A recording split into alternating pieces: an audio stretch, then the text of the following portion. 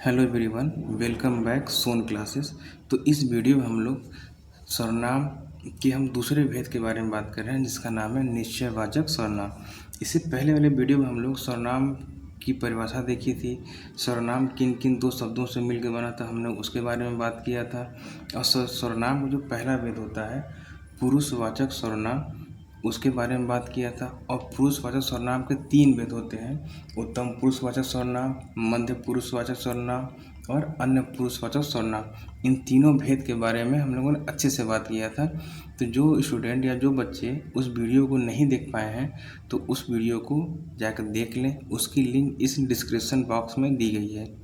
ठीक, तो अब हम बात करते हैं निश्चयवाचक सर्वनाम के बारे में, जो इस सर्वनाम का दूसरा भेद है। तो निश्चय सर्वनाम क्या कहता है? वे सर्वनाम शब्द जो किसी निश्चित वस्तु या व्यक्ति या प्राणी और निकट या दूर का बोध कराने वाले शब्द को हम लोग क्या कहते हैं? निश्चयवाचक सर्वनाम कहते हैं। यदि हम लोग सरल शब्दों में बात करें तो जो ये निश्चयवाचक सर्वनाम है, ये किसी निश्चित वस्तु के बारे में बात करेगा, या किसी निश्चित प्राणी के बारे में बात करेगा, या किसी वस्तु या प्राणी के निकट या उसके दूर होने की भी बात करेगा। तो वो हमारे शब्द होते हैं या सर्वनाम शब्द होंगे, वो क्या कहलाएंगे? वो हमारे निश्चयवाचक सर्वनाम कहलाएंगे। ठीक है ना। तो सबसे पहले हम लोग निकट के लिए बात करते हैं।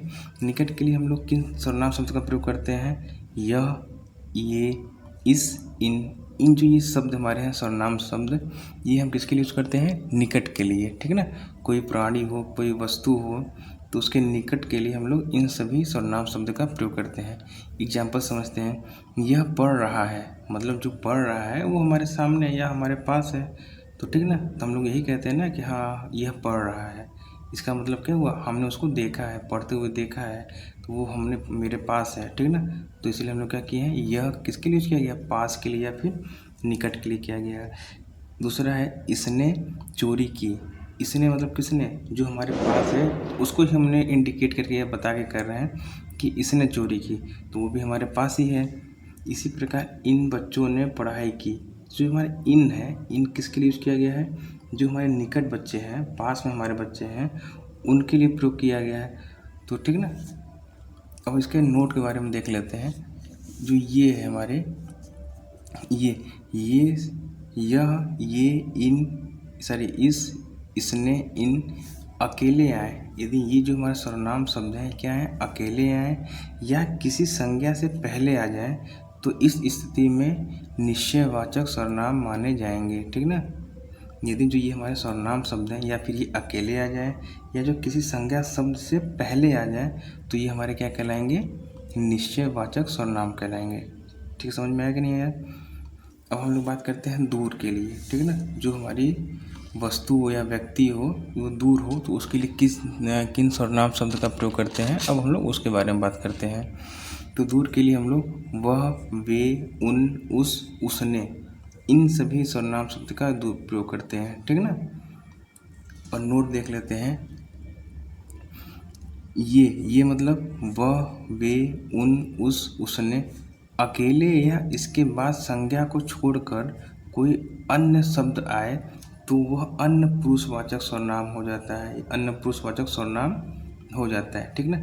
यदि इसका मतलब ये हुआ कि जो ये हमारे सर्वनाम शब्द हैं या क्या है? अकेले आए, इसके बाद संज्ञा को छोड़ के, संज्ञा उस शब्द में नहीं हो, तो संज्ञा को छोड़ के कोई अन्य शब्द आ जाए, तो वहाँ जो ये हमारे शब्द होंगे सर्वनाम शब्द, तो ये हमारे क्या कहलाएंगे? पुरुषवाचक सर्वनाम कहलाएंगे। तब वो निश्चयवाचक सर्वनाम नहीं कहलाएंगे। ठीक ना। ये बात ध्यान में रखना है। जैसे एग्जाम्पल समझते हैं। वह पढ़ रहा है। देखिए जो ये वह है हमारा क्या आ गया? सबसे पहले आया कि नहीं आया? तो क्या हो जाएगा? ये हमारा वह हमारा क्या हो जाएगा? पुरुष, या पुरुष में अन्य पुरुषवाचक सर्वनाम हो जाएगा। उसने पढ़ाई की, उसने हमारा क्या आ गया? सबसे पहले आ गया। ठीक ना। तो उसने हमारा ये कौन सा सर्वनाम हो गया? निश्चयवाचक न हो गए, कौन सा हो जाएगा? पुरुषवाचक सर्वनाम हो जाएगा। इसी प्रकार वह दिल्ली में रहता है। ठीक। तो देखिए हमने क्या किया? हमने कहा था ना, नोट में बताया था कि यदि यह, वे, उन, उस, उसने जो पहले आ जाए, तो हमारे क्या है? ये शब्द के पहले आए हैं, तो ये इसमें संज्ञा है ही नहीं, यानी सॉरी संज्ञा तो है, संज्ञा से क्या? संज्ञा के छोड़ के अन्य कोई शब्द हो तो हमारा क्या हो जाएगा? ये हमारा पुरुषवाचक सर्वनाम में आ जाएगा। ठीक, इसमें कोई कन्फ्यूजन नहीं है बच्चों को। अब इसके हम लोग दूसरे उसके टॉपिक की बात करते हैं। यदि ये में कौन आते हैं? ये, वह, वे, उन, उस, उसने संज्ञा से पहले आने पे निश्चयवाचक सर्वनाम कहलाएंगे। यदि ये क्या आ जाए, जो ये हमारे सर्वनाम शब्द हैं, यदि ये संज्ञा से पहले आ गए तो कौन सा शब्द कहलाएंगे? निश्चयवाचक सर्वनाम कहलाएंगे। ठीक, जैसे वह व्यक्ति पढ़ रहा है, देखिए ये हमारा संज्ञा है, संज्ञा से पहले हमारा क्या वह सर्वनाम शब्द प्रयोग किया गया है, तो हम क्या किए हैं? निश्चयवाचक सर्वनाम कहलाएंगे। मतलब हम एक निश्चित व्यक्ति के बारे में बता रहे हैं कि वह व्यक्ति पढ़ रहा है, ठीक है ना, तो वो हमारा क्या हो जाएगा? वह निश्चयवाचक सर्वनाम कहलाएगा। अब हम लोग जैसे परिभाषा में हमने देखा था कि जो किसी निश्चित वस्तु या प्राणी के बारे में बात करेगा तो हमारा क्या कहलाएगा? निश्चयवाचक सर्वनाम कहलाएगा। तो जो ये वह शब्द है, एक इस व्यक्ति के बारे में बताया रहा है, मतलब ये वह व्यक्ति है जो पढ़ रहा है, तो ये इसी व्यक्ति के बारे में बता रहा है, निश्चित कर रहा है कि हाँ वही व्यक्ति पढ़ रहा है, तो ये वह हमारा क्या हो जाएगा? निश्चयवाचक सर्वनाम हो जाएगा। उसी प्रकार उस लड़के ने चोरी की, किस लड़के ने? एक लड़का है जो वो उसकी तरफ इशारा करते कह रहा है कि उस लड़के ने चोरी की, ठीक ना, तो ये एक निश्चित लड़के की बात कर रहा है, तो इसलिए उस जो हमारा क्या हो जाएगा? निश्चयवाचक सर्वनाम हो जाएगा। इसी प्रकार यह मेरी गाड़ी है, जो यह गाड़ी है किसकी है? मेरी है। तो जो हमने क्या किया, हमने इस गाड़ी की तरफ इशारा करते हुए बताया, तो इसका मतलब ये गाड़ी निश्चित है। तो ये जो यह है, हम लोग किसके बारे में बात कर रहे हैं? गाड़ी की निश्चित के बारे में बता रहा है कि ये वही गाड़ी है, ठीक ना। तो यह हमारा क्या हो जाएगा? निश्चयवाचक सर्वनाम हो जाएगा। इसी प्रकार वह राम की गाड़ी है, तो मतलब हमने इशारा करते हुए ये कहा है कि वह जो गाड़ी है किसकी है? राम की है। तो जो वह शब्द यूज हुआ है संज्ञा से पहले ही, तो जो वह हमारा कौन सा सर्वनाम कहलाएगा?